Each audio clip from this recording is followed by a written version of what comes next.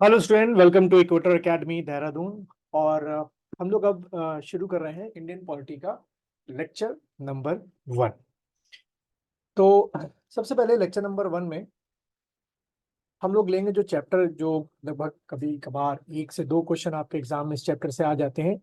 जैसे कि आप हेडिंग देख रहे हैं, क्या लिखा हुआ है, सेलाइन फीचर्स ऑफ द कॉन्स्टिट्यूशन या इंडियन कॉन्स्टिट्यूशन। ठीक है, कि क्या क्या ऐसे फीचर्स हैं इंडियन कॉन्स्टिट्यूशन के जो इसको बाकी के जो और देश हैं आपके, जैसे खास तौर पे अगर हम नेबरिंग कंट्रीज को देखें, जैसे कि पाकिस्तान हो गया या श्रीलंका हो गया या बांग्लादेश हो गया या मालदीव्स हो गया, क्यों इसको इन कंट्रियों से अलग करता है। साथ ही साथ ये फीचर्स ये भी आपको एक जिस्ट दे देंगे आपके पॉलिटी की, कि आपका कॉन्स्टिट्यूशन का कॉन्सेप्ट, बेसिक कॉन्सेप्ट क्या है। ठीक है, और हम लोग साथ में डिस्कस भी करते रहेंगे कि किस तरीके से आपके ये जो फीचर्स हैं उससे आपके एमसीक्यू में जो क्वेश्चन है वो आपके आ सकते हैं। चलिए शुरुआत करते हैं। तो सबसे पहला जो फीचर हमारा है वो है आपका ड्रॉन फ्रॉम वेरियस सोर्सेस। ठीक है, तो हेडिंग डाल लो आप लोग, ड्रॉन फ्रॉम वेरियस सोर्सेस। थोड़ा ये कट गया है लेकिन ये हेडिंग आपकी होगी ड्रॉन फ्रॉम वेरियस सोर्सेस। तो जो हमारा कॉन्स्टिट्यूशन है वो अलग अलग सोर्सेस से लिया गया है। ठीक है, यानी कि जो कॉन्स्टिट्यूशन मेकर थे हमारे, या जिसको हम लोग अभी पढ़ेंगे आगे चल के, जिसको हम लोग क्या बोलते हैं, कॉन्स्टिट्यूएंट असेंबली, शॉर्ट में हम लोग सीए बोलते हैं। इस कॉन्स्टिट्यूएंट असेंबली ने 2 साल, 2 years और 11 months, ठीक है, 11 months एंड 18 days में आपका जो कॉन्स्टिट्यूशन है वो तैयार किया। और अगर हम बात करें कि अगर हमारा जो 100% कॉन्स्टिट्यूशन है, जो सारे आपके आर्टिकल्स हैं, भी समझेंगे सब कुछ, उसमें लगभग आप मान के चलो 60 to 70% जो कॉन्स्टिट्यूशन है हमारा, जो टोटल 100% कॉन्स्टिट्यूशन को मान के चलो, वो हमने लिया है गवर्नमेंट ऑफ इंडिया एक्ट 1935 में। ठीक है, ये जो ब्रिटिशर्स हमारे अपने दौरान 1935 का जो एक्ट बनाया था वहां से लिया गया है। 60 to 70% मान के चलो।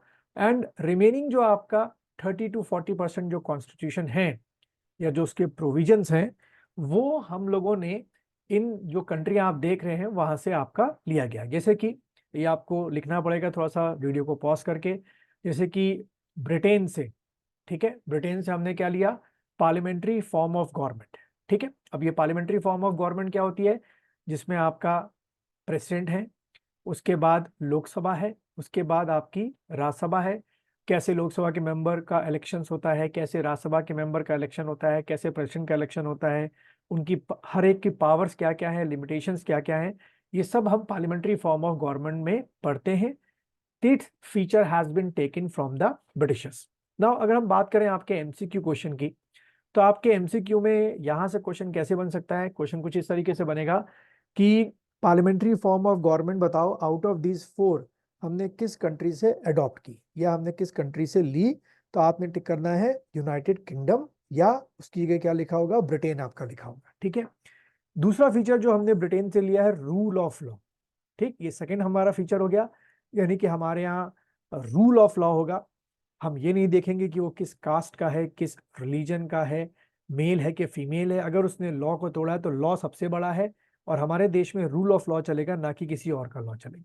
ठीक है, देन लेजिस्लेटिव प्रोसीजर्स हमारे यहाँ ले रखी है कि बाकायदा बिल फॉर्म में बिल जो है, ठीक है, यानी कि जो भी आपका एक बिल बनता है, बिल से क्या बनता है, एक्ट बनता है। ठीक है, बिल से एक्ट बनता है, वो एक पूरी प्रोसेस के थ्रू बनता है, बाकायदा हाउसेज में आता है, उस पर डिस्कशन होता है, फिर उस पर वोटिंग होती है, तब जाके कोई बिल एक्ट बनता है। तो ये सारा जो प्रोसेस है, लेजिस्लेटिव प्रोसेस है या प्रोसीजर है, वो हमने ब्रिटेन से लिया है। फिर सिंगल सिटीजनशिप हमने ले रखी है, अमेरिका की तरह है कि अमेरिका में स्टेट की जो वहाँ पे है, जो 50 स्टेट्स हैं, उनकी एक अलग सिटीजनशिप होती है, और जो आपके पूरा यूएस है उसकी एक अलग टाइप की सिटीजनशिप आपकी होती है। ठीक है, देन हमारा कैबिनेट सिस्टम जो है हमने वहां से लिया है, ब्रिटेन से लिया है। अब कैबिनेट सिस्टम क्या हो गया, जैसे आपने देखा होगा अभी 2024 के इलेक्शन के बाद पोर्टफोलियो जो है वो शफलिंग हुई, कि बाकायदा पीएम प्लस कैबिनेट, जिसमें defence minister, foreign minister, environment minister, ये कैबिनेट सिस्टम होता है। तो ये हमारा कहाँ का लिया गया, ब्रिटेन का लिया गया है। ठीक है, रिट्स, प्रियोगेटिव रिट्स आपकी हैं, इनको भी हम बाद में समझेंगे, अभी थोड़ा सा कॉम्प्लेक्स स्ट्रक्चर है, बाद में समझेंगे। देन पार्लियामेंट प्रिविलेजेस, कि किस तरीके से पार्लियामेंट की प्रिविलेजेस होती है, कि आप उनको क्या नहीं कर सकते, कब आप उनको अरेस्ट नहीं कर सकते, कब आप उनको क्वेश्चनिंग नहीं कर सकते, सब कुछ लिखा हुआ है।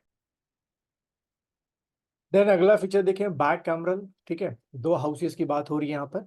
तो वो भी हमने कहाँ से लिया है, ब्रिटिशर्स से हमने लिया, ब्रिटिश कॉन्स्टिट्यूशन से लिया। देन देखो आपका यूएस, यानी कि यूएसए से क्या क्या चीज़ें जो हैं वो ली गई हैं। फंडामेंटल राइट्स जो है, जिसको हम लोग पढ़ते हैं 12 to 25 के बीच में, वहाँ से लिया है। Independency of judiciary, supreme court, high court independent है अपने आप में, there is no interference of government of India in the working of the supreme court और हाई कोर्ट, है ना। जुडिशियल रिव्यू, यानी कि जो भी आपकी पार्लियामेंट बिल पास करती है, अगर वो डायरेक्टली या इनडायरेक्टली जो है किसी भी तरीके से फंडामेंटल राइट्स को इम्ब्रीच कर रही है, तो सुप्रीम कोर्ट और हाई कोर्ट क्या कर सकती है, उसको रिव्यू आपकी कर सकती है। ठीक, तो वो दे रखा है। देन अगर अगला देखें, Supreme Court and High Court जजेस and post of vice president, ठीक है, तो ये भी आपके एमसीक्यू पूछ लेते हैं कि पोस्ट ऑफ वाइस प्रेसिडेंट जो है वो कहाँ से लिया गया, अमेरिका से लिया गया है।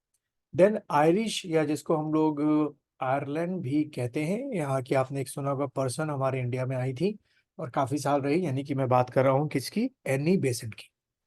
तो आयरिश या आयरलैंड से जो लिया गया है वो हमारा लिया गया है डीपीएसपी, जिसको हम लोग बोलते हैं directive principle of state policy, जिसका मेन मकसद होता है to make a welfare state, ठीक है, to make a welfare state.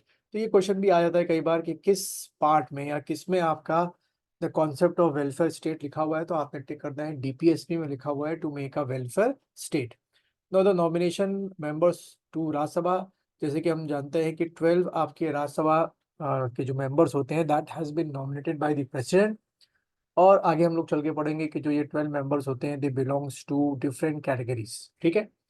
Then Canada से हमने जो लिया है federal with a strong centre and residual powers of the centre, appointment of state governors by the centre and advisory jurisdiction of the supreme court, ठीक है, तो ये आपके एमसीक्यू पूछ सकता है। देन देखो ऑस्ट्रेलिया से हमने क्या लिया है, कॉन्करेंट लिस्ट। 3 तरीके की बच्चों लिस्ट होती है, ध्यान रखना, आगे चल के पढ़ेंगे।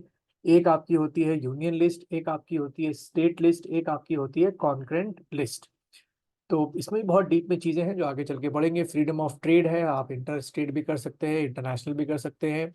ज्वाइंट सिटिंग जो आपकी होती है, जिसमें लोकसभा राज्यसभा के सारे मेंबर एक साथ आते हैं किसी बिल पे डिस्कस करने के लिए, that also has been taking for Australia. इसी तरीके से हमने जर्मनी से जो है वो suspension of fundamental rights during the emergency, 3 तरीके की इमरजेंसी होती है। एंड देन हमने जो सोवियत है, यानी कि उस समय का यूएसएसआर, उससे fundamental duties and ideal of justice, ये सारी चीजें हम लोगों ने कहाँ से, सोवियत यूनियन से हम लोगों ने ली।